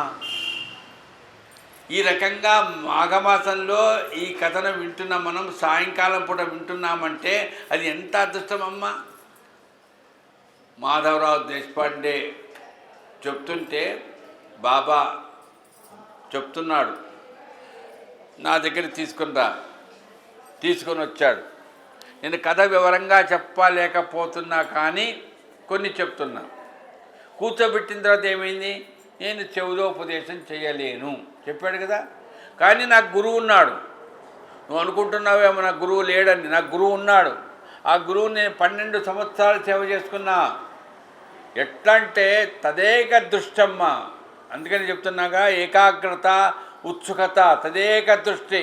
ఎట్లా ఉంటుందంటే ఆ కళ్ళల్లో కళ్ళు పెట్టుకుంటూ చూస్తుంటే నా కాస్తంత కన్ను రెప్ప పడగానే ఆయన కనపడరు కదా, అయ్యో ఈ రెప్పలెందుకా, ఎప్పుడు ఆయన కళ్ళల్లో కళ్ళు పెట్టి చూస్తుంటే బాగుండు కదా అనుకునేవాడినమ్మా. నాకేమీ తక్కువ చేయలేదమ్మా నా గురువు. ఏమీ నేను అడగలే. ఎందుకు అడగలేదు తెలుసా? అన్నీ ఇస్తాడు కదా. మీరు ఏమి అడగలేదంటే ఆయనకి ఏమి లేదు కదా కాదు, ఆయన అన్నీ ఇవ్వగలిగిన వాడు. నేను అడగడం ఎందుకు? 12 సంవత్సరాలు ఆయనకు సేవ చేశాను. బాగా గుర్తుపెట్టుకోండి. సేవ సేవ సేవ, సర్వీస్. 12 సంవత్సరాల పాటు ఆయనకు రోజు ఒక 3 గంటల పాటు అభిషేకం చేశానని చెప్పలే, పూజ చేశానని చెప్పలే, సేవ చేశానని. నా గురువు నన్ను ఏం చేశాడు తెలుసా? రేయ్ పోయి గుండు కొట్టించుకురాపోరా అన్నాడు. చూడండి, ఇంత సేవ చేస్తే కాస్త బాగా క్రాఫ్ట్ పెట్టుకో, కాస్త అందగాడిగా ఉండరా అని చెప్పొచ్చు కదండి. గుండు కొట్టించుకురాపోరా అన్నాడు. ఇది నా గురువు నాకు చేసింది. గుండు కొట్టించుకొని వచ్చా. ఆయన చెప్పాడు, నేను ఎందుకు గుండు కొట్టించుకోవాలి, ఇన్నాళ్ళు నేను ఇంత బాగా వెంట్రుకలు పెంచుకున్నాను కదా, లేదండి గుండు కొట్టించుకొని వచ్చా. కూర్చున్నా. నాకు అనిపించింది, అమ్మా చెప్తున్నాడు ఎవరితో, ఆ ముసలామితో, అమ్మా అందరూ అడుగుతారు కదా దక్షిణ ఇస్తే ఉపదేశం చేస్తాడు అని. ఏమో మా గురుగారు కూడా దక్షిణ ఇస్తే కానీ చేయడేమో నేను కూడా అనుకున్నా. నేను కూడా మామూలు వాడినే కదమ్మా, నీలాగే అనుకున్నాను. కొంతమంది దక్షిణ ఇస్తే కానీ ఉపదేశం చేయరట. మీకేమన్నా గురుగారు అట్లా తెలిసిన వాడు ఉన్నారో తెలియదు నాకు. దక్షిణ ఇస్తే కానీ గురుగారు ఉపదేశం చేయరు. ఏమో మా గురుగారు కూడా దక్షిణ ఇస్తే కానీ ఉపదేశం చేయడేమో, చెవిలో చెప్పడేమో అనుకొని నేను ఏం చేశా, గురుగారు దక్షిణ ఇస్తాను, ఉపదేశం చేయండి. ఏమి ఇస్తావు దక్షిణ అడిగాడు. మీరు ఏమడిగితే అది ఇస్తా. చూడండి, మీరు ఏమడిగితే అది ఇస్తా. అయితే 2 నాణాలు ఇవ్వు నాకైతే చాలు. 2 నాణాలు అనగానే 2 నాణాలు ఇస్తాడా? కాదు, 2 నాణాలు అడగల నా గురువుగారు. 2 పైసలు అడగల, 2 రూపాయలు అడగల. అమ్మా వింటున్నావా జాగ్రత్తగా, ముసలామో పెద్దదానివి చెప్తున్నా. నా గురువుగారు నన్ను అడిగింది శ్రద్ధ సహనము అంటున్నాం. ఇది నిజాం రాజ్యం. సబూరి సహనం కాదండి, శ్రద్ధ నిష్ఠ. హేమాద్రి పంత్ స్పష్టంగా చెప్పింది, శ్రద్ధ సహనం కాదు, శ్రద్ధ నిష్ఠ. మనము హిందువులమందరము కూడా సహనం అనే పదం ఎక్కువగా వాడం. వీళ్ళ తమ్ముడు చనిపోతే ఆమె దగ్గరికి పోతే, బాబాయ్ నువ్వు ఎప్పుడు చెప్తుంటావు సహనము సహనము అని కాదు, నేను ఎక్కువ సహనం చెప్పను, ధైర్యం. నిష్ఠ ధైర్యం అంటారు చూడండి, ధైర్యం ఉండాలి. అది అంటే పిల్లలే, చిన్నపిల్లలే, భర్త చనిపోయినాడే, సహనంగా ఉండమ్మా అంటే ఏం తమనమయ్యా, మొగుడు చచ్చిపోయాడు, పిల్లలు చిన్న అంటారా? కాదు, ధైర్యంగా ఉండు. ఎట్లా ధైర్యంగా ఉంటే తెలుస్తుంది నీకు, నువ్వు పెరుగుతావు. అట్లాగే బాబా వాళ్ళ గురువుగారు చెప్పినటువంటి 2 పైసలు ఏమిటంటే వివరంగా నేను చెప్తే చాలా ఆలస్యం అవుతుంది. 1 శ్రద్ధ, 2 నిష్ఠ. నిష్ఠ అంటే నియమంగా నేను చేయవలసిన కర్తవ్యాన్ని నా గురువుగారికి సేవ చేయాలి, అది నిష్ఠ. మొదటి శ్రద్ధ అనేది మానసిక స్థితి, మనస్ఫూర్తిగా చేసేది, ఆ మనసుతో పాటు చేసేది నిష్ఠ. ఏది శ్రద్ధ, నీ శ్రద్ధ నీది అంటారే, అట్లాంటి శ్రద్ధ ఎక్కడి నుంచి వస్తుంది? మనసుతో సంబంధించింది. రెండవది నిష్ఠ. నిష్ఠ మనసుకు సంబంధించింది కాదు. ఎంత నిష్టమ్మా ఆమెకు, చూడండి ఎంత కష్టపడుతున్నది ఆమె, కానీ ఎంత ఓపికమ్మా ఆమెకు. అంటే ఆ నిష్ట వలన ఏమైపోయింది, ఆమె ఓపిక. మనం ఉంటున్నాము, అవునయ్యా నేను చాలా నిష్టతో ఉంటున్నాను, నేను చాలా ఓపికతో ఉంటున్నానంటే డబ్బా వాయించుకోవడమే. అంటే నా శ్రద్ధ నాది కాదు, నా నిష్ట నాది కాదు, నీ నిష్ట ఏదో పక్కవాడు చెప్పాలి. ఎంత కష్టపడుతున్నా, చచ్చి బతికినా. చూడండి ఆ పెద్ద ఆయన ధ్యానంలో కూర్చున్నాడు డాక్టర్ గారు. నాకు పోయిన సంవత్సరం చాలాసార్లు ఫోన్ చేశాడు. నేను ఉన్న విషయం చెప్తున్నా. నేను ద్వారకామాయికి పోయాను, నేను సమాధి మందిరం దగ్గరికి పోయాను, ప్రార్థన చేశాను, స్వామి మీరు రావాలి, షిరిడీకి రావాలి.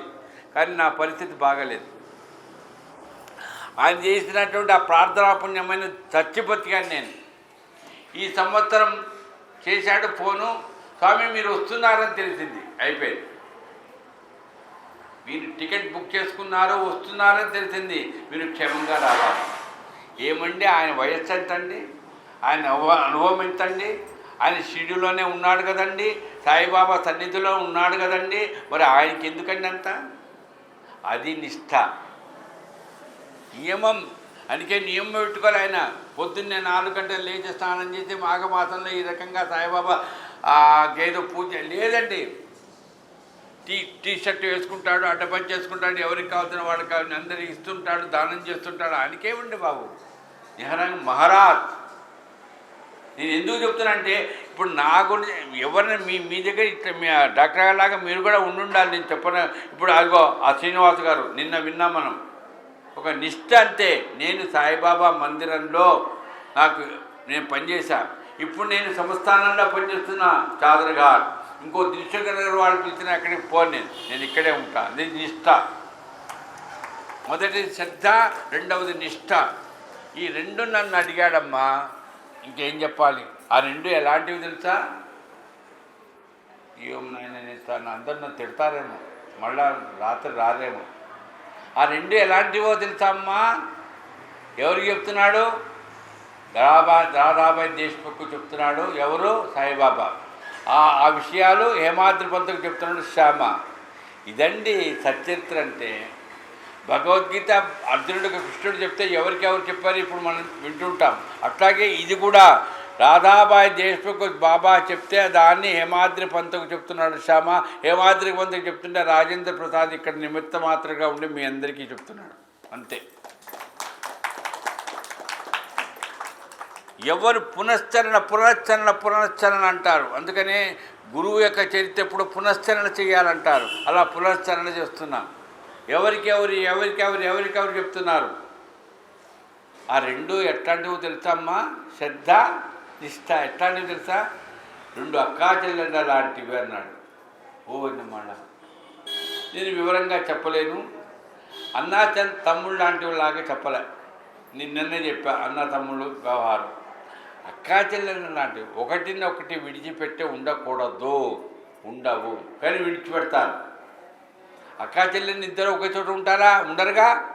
కానీ వాళ్ళల్లో ఉండే మమకారము దూరంగా ఉన్నా ఏ రకంగా అయితే అక్కా చెల్లెళ్ళు ఉంటారో ఆ రకంగా నిష్ఠ, శ్రద్ధ ఈ రెండు కూడా ఉండాలమ్మా.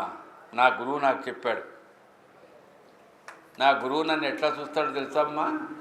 ఇప్పటికీ చూస్తున్నాడు. లేదనుకుంటున్నావేమో. ఇప్పటికే చూస్తున్నాడు నన్ను. నేను చూస్తున్నాను నా గురువుగారిని. ఎలా? తల్లి తాబేలున్న పిల్ల తాబేలు చూస్తున్నట్టు. ఇది సచరిత్రమ్మా. అదిగో ఉమామేశ్వరరావు గారు వెనక కూర్చుంటాడు. ఎప్పుడు ఇంజన్కు నడిపేటువంటి వాడు ఇంజన్ అయితే వెనక ఉంటాడు ఒకడు. వాడిని ఏముంటారు నాకు కూడా తెలియదు. మరి ఆయన జెండా ఊపితే కానీ కథందు ఆ ఉమామేశ్వరరావు గారు అక్కడ. ఈ మాఘమాసంలో చూడండి ఎంత చక్కగా ఈ కథ వింటూ. ఎక్కడో దూరంగా కూర్చున్నాను కాదండి, అది నిష్ఠ. నాకు ఆనందంగా ఉంది, వింటున్నా. 10 మంది వింటున్నారు. ఇంతకంటే ఏం కావాలి నాకు? అది నిష్ఠ అండి. ఆ నిష్ఠ అది ఎట్లాంటివి? రెండు అక్కా చెల్లెళ్ళ లాంటివి. నా గురువుని నేను చూస్తున్నా అమ్మా. ఇక్కడ ఎక్కడైనా ఉపదేశం ఉందమ్మా? మంత్రం ఏమైనా ఉందా అమ్మా? లేదే. కానీ మంత్రం లేదా? ఉంది. ఏ మంత్రం? నీ గురువును నువ్వు చూస్తూ ఉండు. మంత్రం అది మాటే మంత్రం అంటారు చూడండి. మాట ఏ మాట? నీ గురువును చూస్తూ ఉండమ్మా. నా గురువుని నేను చూస్తూ ఉన్నాను. ఎలా చూస్తున్నా? తల్లి తాబేలు పిల్ల తాబేలు చూస్తున్నట్టు చూస్తున్నా. ఎవరైనా తాబేలు జూలో చూస్తాం మనం. మనకంత యోగ్యత లేదు. తల్లి తాబేలు పిల్ల తాబేలు నాకు కూడా తెలియక ఎన్నో ఏళ్ల నుంచి చెప్తున్నా కాబట్టి నాకు తెలియక నేను అడిగా. ఒక తల్లి ఒక పిల్లవాడినో పిల్లనో కనాలంటే కనీసం 9 నెలలు మొయ్యాలిగా. మరి తల్లి తాబే ఇప్పుడు కొన్ని పాము ఉంటుంది, అవి మొయ్యవు, అవి గుడ్లవి. మరి తాబేలు కూడా అట్లనే గుడ్లు పెడుతుందా అని కాదట, మోస్తుంది. అది 3 నెలలట. ఎక్కడ ఉంటుంది అది? సముద్రపు తీరంలో ఉంటుంది, నదుల తీరంలో ఉంటుంది. ఏం చేస్తుంది? కంటుంది, వదిలేస్తుంది, పోతుంది. పాలివ్వదు, పోషించదు. నా బిడ్డ సరిగ్గా ఉంటుందో లేదో మళ్ళా చూసుకోదు. ఇది ప్రకృతిలో జరుగుతున్నది. ఇప్పుడు నేను ఇంతకుముందు ఒక కథ చెప్పా. ఏమి స్వామి సాయంకాలం కూర్చోబెట్టి ఇట్లా బాధ పెడుతున్నారు అనుకోకండమ్మా, నాకున్న పరిస్థితిలో ఇంతవరకే, ఇంకో తర్వాత మళ్ళీ ఇంటికి వినండి, రేపటితో అయిపోతుంది. నాకు ఆయన ఇచ్చినటువంటి ఆ మహానుభావుడు ఉమామేశ్వరరావు గారి పుణ్యమాన్ని నేను కూడా మనల్ని చేసుకుంటున్నాను. ఎంత ఆలోచనలో మనం మాట్లాడుతున్నామంటే ఆలోచన మనవి కావు, ఆయన పలికిస్తున్నాడు. అందుకనే గుర్తు చేస్తున్నాను. తాబేలు అనేది అవతల ఒడ్డులో ఉంటుంది, ఏది తల్లి తాబేలు యువతల ఒడ్డులో ఉంటుంది పిల్ల తాబేలు. ఎట్లా పెరుగుతుందండి? ఇది తల్లి తాబేలు అవుతుంది. ఇదండి ప్రకృతి. ఇంతకుముందు చెప్పాను చాతక పక్షి, నీకు తెలుసా? పక్షికి ఉండేటువంటి ఏకాగ్రత నీకు లేదే. ఏది ఉంటే చాలా అది తిండి బతుకుదామని అని అనుకుంటావే. అది చూడు, స్వాతి నక్షత్రంలో చైత్రమాసంలో వచ్చేటువంటి ఆ చులకని జల్లుకే అది నోరు తెరుచుకొని అట్లా ఉంటుందట. అది చాతక పక్షి. ఉంటుంది. మనం ఏం రీసెర్చ్ చేయనక్కర్లే, అది ఉంది ప్రకృతిలో. అట్లాగే తాబేలుని రీసెర్చ్ చేయండి, అక్కర్లే సైంటిస్టులు చేశారు. వీళ్ళకి జంతు పద్ధతి వీళ్ళకందరికీ ఆ తల్లి తాబేలు చూడండి, మరి ఏమైనా పోషిస్తుందా? మా అమ్మాయిని నేను విడిచిపెట్టి ఉండలేనండి, మా అబ్బాయిని నేను విడిచిపెట్టి అస్సలు ఎప్పుడు ఉండలేనండి, ఇది మనకున్నది. మరి తాబేలుకు లేదేంటండి? అది పెరగడం లేదా? కానీ వాడిని చదివించి ఎంసెట్ చేసి ఇంజనీర్ చేద్దామని ఉండదు దానికి. అది మనకు తేడా, అంతే. మనకు దానికి తేడా. అది సంపాదన కోసం పిల్లల్ని కనదు, సంపాదించి పెడితే వాడు నన్ను సాకుతాడని పిల్లల్ని కనదు. అది దాని బతుకదే, దీని బతికిదే. కానీ తల్లి తాబేలు పిల్ల తాబేలు చూస్తూ ఉంటేనే పెరుగుతుందట. ఇది సైన్స్. ఇట్లా అంటే తాబేలు దృష్టి అంటారు. తాబేలు చూస్తూ ఉంటుందట. ఎవరిని చూస్తుందండి? మొగుడిని చూడ్డాన్లా, పిల్లల్ని చూడ్డాన్లా, తల్లిని చూస్తుందట. ఆ తల్లి ఎవరమ్మా? నా గురువు అమ్మ. నేను ఒక బాగా ఆరోగ్యంగా ఉండే రోజుల్లో మీకందరికీ తెలుసు, మూలమును అనువాదం చేశాను. నేను కూడా ఈ గురు చరిత్ర అని ఉంది ఒకటి, గురు గీత ఉంది, మీరు వింటారు. స్కాంద పురాణంలో ఉంది గురుగీత. దాన్ని నేను కాస్తంత చదువుకున్నా. శివుడు పార్వతికి చెప్తాడు గురుగీత. అక్కడ ఎక్కడా కూడా నేను అదే అడుగుతున్నా ఈ రోజున. ఉపదేశం చేస్తాం, మంత్రం ఉపదేశం చేస్తాం, రండి రాయ అని అంటారే. గురుగీతలో శివుడు పార్వతికి చెవులో ఉపదేశం చేయడం, మంత్ర ఉపదేశం లేనే లేదు. కానీ ఇది మాత్రం ఉంది. తాబేలు దృష్టిలాగా ఉండడం అనేటువంటి ఉపదేశం మాత్రం ఉంది. ఏమిటంటే మరి ఇదే సచ్చరిత్ర అండి. మనకే కొత్తగా చెప్పడాల స్కాంద పురాణంలో శివుడు అమ్మవారికి ఏం చెప్పాడో అదే మనం వింటున్నాం. తల్లి తాబేలు చూస్తున్నట్టు నీ గురుగారిని చూడంతే. దృష్టి అంటే అట్లా చూస్తూ ఉండడం అని కాదు, అంతర్దృష్టి. ఇంక వేరే దృష్టి, అదే ఏకాగ్రతమ్మా, అదే దృష్టి. నా గురువుగారు, నా సాయిబాబా, నా గురువుగారు, నా సాయిబాబా, ఇదే దృష్టి అండి. వీడేం పిచ్చోడా? అదిగో చూడండి, నమస్కారం పెడుతున్నాడు మహానుభావుడు. ఒకటే దృష్టి చాలు, మనకు వింటున్నాం అదే దృష్టి. ఈ రకంగా నా తల్లి తాబేలు నా గురుగారిని చూస్తుందమ్మా. అమ్మా, నేను చెప్తున్నా కదా, నా గురువుగారు నాకు ఒకటే చెప్పాడు, నువ్వు నన్ను చూస్తూ ఉండు, నేను చూస్తూ ఉంటా. ఇది నాకు చెప్పిన ఉపదేశం. నువ్వు నన్ను చూస్తూ ఉండు, నిన్ను చూస్తూ ఉంటాను. హేమాద్రి పంత్ కూడా కొన్ని విషయాలను అసందర్భంగా కాదు, లౌకికంగా కొన్ని గుర్తు చేస్తాడు. మధ్యలో కాస్తంత ఉండాలి కదా. మీరు అందరూ హైదరాబాద్ వాడు కాదు. కొత్తగా ప్రేమించుకున్నవాడు కానీ, పెళ్ళి కాబోతున్నవాడు కానీ ట్యాంక్ బండి మీద కూర్చుంటారు. ఎవరు? ఆడపిల్ల మగపిల్లలు, ప్రేమికులట. వాళ్ళు రాత్రి 1:30 అయినా కూడా స్కూటర్ లేకపోయినా బస్సులన్నీ అయిపోతున్నాయి ఉండేవాళ్ళకు. ఒకళ్ళనొకళ్ళు చూస్తూ ఉంటారంతే. ఈ చూపేంద్ర నాయన, కళ్ళల్లో కళ్ళు పెట్టు చూడు, సినిమా పాటలు, అందరూ నవ్వుతున్నారు కదా, చాలా సంతోషం. ఇది సచరిత్రమ్మా. అప్పుడు చూస్తావు. నీ బాధను కూడా ప్రేమించేటప్పుడు చూస్తావు. ఇప్పుడు చూడమంటే చూస్తావు, ఏందే నువ్వు పడుకోపా. ఈ ఆ చూపు ఏదైతే ఉందో ప్రాణం పోయేంత వరకు చూడట్లాగే. నా గురువు ప్రేమతో ఉన్నంతవరకే చూపు కాదు, వయసులో ఉన్నంతవరకే చూపు కాదు, నా ప్రాణం పోయేంత వరకు ఆయన చూస్తూనే ఉంటా. ఎట్లా చూస్తావండి? చూడవు, కంటితో చూడంగా అంతర్దృష్టి, ఏకాగ్రత. ఎప్పుడు కూడా నువ్వు అదిగో ఆ డాక్టర్ గారిని చూస్తావు, ఎవరు చూస్తావు? బాబాని చూస్తున్నా. ఆ దృష్టి ఉండాలి. ఇంతమంది ఉన్నారు, ఇంత చక్కగా వింటున్నారు. ఊళ్ళో ఎంతో ఈరోజు గురువారం ఎంతమంది ఉంటారు. అది షిరిడీలో ఉన్నాం మనం. ట్రైన్కి టైం అయిపోతుందేమో కాదు, దృష్టి అంతే. అదే దృష్టి అది అని చెప్తున్నారు బాబా ఆ ముసలామెకు. అమ్మా, నా గురుగారు నన్ను ఇలా చూడమన్నారు. తదేక దృష్టి, ఇక వేరే దృష్టి ఉండొద్దు. తాబేలు చూసినట్టు అలా చూడవమ్మా, చాలు, నిన్ను నేను చూస్తాను. ఉపదేశం చేయమంటావా? ఆమె అన్నది, బాబో ఇంకా ఉపదేశం ఎందుకయ్యా నాయన, నేను ఉపవాసము చేయను, నాకు ఉపదేశం చేయవద్దు, చాలు. ఎంత సులభమమ్మా.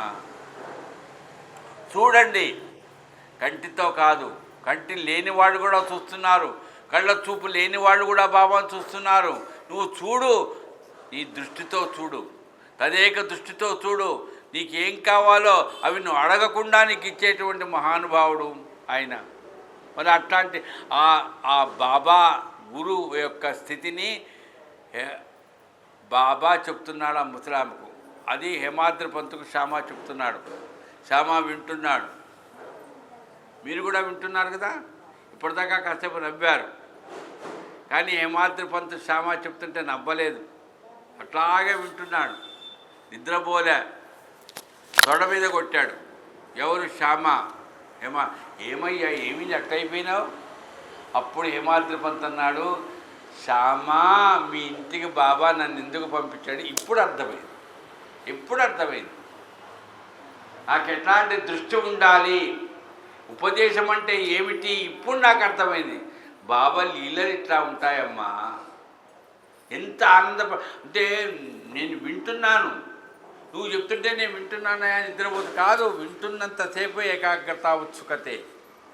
అట్లా ఆనందపడుతుంటే అప్పుడే గంట మోగింది. కొద్దిసేపట్లో ఆపేస్తాను, క్షమించాలి, నన్ను చాలా ఆలస్యమైంది. గంట మోగింది. ఇప్పుడు సైరన్ మోగుతుంది కాసేపటికి, దేనికి? హారతికి. అప్పుడు గంట మోగేది. శ్యామ, మనం పోదామా? చూడండి, అప్పటిదాకా గంట మోగలే. అంటే టైం చూసుకొని మోగిందా? కాదు, వీళ్ళకి ఎక్కడికి ఇబ్బంది కలగకూడదు. అంతా సెట్ చేస్తాడండి బాబా, మినిట్ టు మినిట్. మనకు రైలు లేట్ కావాలి, అంతే లేట్ అవుతుంది. ఎంతసేపు లేట్ కావాలంటే ఇక్కడ ఇదంతా వినాలి, లేట్ కావాలి, అంతే సెట్ చేస్తాడు. అట్లా సెట్ చేసినట్టుగా వెళ్ళారు. ఇక్కడ ఇంక మీకు కథ నేను చెప్పనక్కడ అందరూ చదువుకున్నారు. మొత్తం నిండిపోయారు, మసీద్ అంతా నిండిపోయింది. అప్పుడు లోపలికి పోవాలంటే కష్టమే. కానీ శ్యామ ఉన్నాడుగా, మినిస్టర్ గారి పిఏ. మినిస్టర్ కూడా ఉండదంట గౌరవం, పిఏ గారు వస్తుంటే ఉంటుంది చూడండి. ఆ రకంగా శ్యామ వచ్చాడని సర్దుకుంటున్నారట అందరూ. శ్యామ ఏం చేశాడు? ఈయన చేయబట్టుకున్నాడు. ఎవరు చెయ్యి? హేమాద్రి చెయ్యి. ఇంకా పిఏ ఎంబడి ఈయన. ఇది చూడండి, జరిగే కదా. లోపలికి వెళ్ళిపోయారు. మరి ఈ పిఏ గారికి పక్కన చోటు ఉంటుంది, కూర్చుంటారు. ఎవరు? మాధవరావు శ్యామ బాబా పక్కనే కూర్చుంటాడు. హేమాద్రి పంతుకు ఉంటుందా సీటు? 2-3 తర్వాత పోయి కూర్చున్నాడు. జరిగింది ఇది. అప్పుడు 2-3 అవతల పైన కూర్చున్న ఆయనను బాబా అడిగాడు. వినండి జాగ్రత్తగా. ఏమడిగాడు తెలుసా? ఫస్ట్ క్వశ్చన్, 15 రూపాయలు తెచ్చావా? ఓరి నాయనో, చింత తెచ్చినా పులుపు తావలేదని ఇంకా డబ్బులేనా? 15 రూపాయలు తెచ్చావా? పక్కన ఆయన వచ్చి కూర్చున్నాడు కదా, ఆయన అడగొచ్చుగా. ఇది ఎక్కడ కూడా నన్ను అడుగుతావేమయ్యా అనలేదు. ఏమన్నాడు? ఆ దక్షిణ అనేవి ఆయన ఇవ్వగలుగుతాడు కానీ నేను ఇవ్వలేను బాబా. అప్పుడు అడిగాడు బాబా, ఏమైనా మాట్లాడారా, మీ ఇద్దరు ఏమైనా మాట్లాడారా? బా, చాలా గొప్ప కథ చెప్పాడు బాబా. ఏమిటా కదా, ఏమనిపించింది నీకు, చెప్తావా? చూడండి, గంట కొట్టడం కాదు, సచ్చిదానంద సద్గురు సాయినాథ్ మహారాజ్కి జై ఎందుకన్నారు? హారతి స్టార్ట్ అయింది. గేమునియా పంచారతి కరో బాబాంసే ఆరతి, సాయి సి ఆరతి కరో బాబాంసే ఆరతి. ఇక్కడేమో ఈయన బాబా చెప్తున్నాడు, హేమాద్రిబాద్ చెప్ప కథ నాకు. అక్కడ వాళ్ళు డోలు కొడుతున్నారు, తబలా కొడుతున్నారు, గంట వాయిస్తున్నారు, ఆరతి పాడుతున్నారు. నన్నేమో ఈయన అడిగాడు, ఏం చెప్పాలా? బాబా ఎక్స్క్యూజ్ మీ, ఒక 20 నిమిషాలు ఆగుదాం, ఇదంతా అయిపోతుంది, అప్పుడు నీకు చెప్తాను అన్నట్టుగా. అది కాదు ఏకాగ్రత. నా గురువు నన్ను అడిగాడు, నేను చెప్పాలంటే. నిన్న పొద్దున ఎందుకు అనిపించిందో, ఏకాగ్రత ప్లస్ ఉత్సుకత ఉంది. నాకు చెప్పాలంది, శ్యామ చెప్పిన కదా, బాబాకే చెప్పాలి. అందుకని ఎప్పుడు కూడా ఏ వేదం కానీ ఉపనిషత్తులను చదువుకునే పిల్లలు ఎవరైనా ఉన్నారేమో లేదు, ఇక్కడ ఎవరు లేరు. మొట్టమొదట గురువుగారు చెప్పరు, శిష్యుడు చెప్తాడు. శిష్యుడు చెప్పిన దాన్ని గురువుగారు చెప్పాలి. అదే జరిగింది ఇక్కడ. అడిగాడు ఆయన పైన, నేను చెప్తానని ముందనకూడదు, ఆయన అడగాలిగా. స్టార్ట్ చేశాడు. చాలా ఆలస్యమైంది. జరిగింది. ఆ ఆనందం ఏమిటి, బాబాకు ఏ రకమైన ఆనందాన్ని కలిగించేటువంటి విషయాన్ని హేమాద్రి పంత్ చెప్పాడు. ఈ విషయాలు మనం 7 గంటల తర్వాత విందాం. మీ అందరి ముందు మరొక్కసారి ఆలస్యం చేసినందుకు క్షమించండి. అదిగో ఉమామేశ్వరరావు గారు కూడా నేను నమస్కారం చెప్తున్నాను.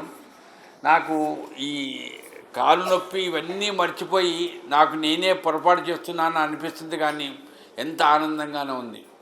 ఈ గురువారం రోజున, మాఘమాసంలో గురువారం రోజున, అది కూడా శివరాత్రికి దగ్గరలో ఉండగా ఈ కథను గుర్తు చేసుకుంటూ, ఇంకా ఉంది చాలా కథ, ఆ కథతో మననం చేసుకుంటాను.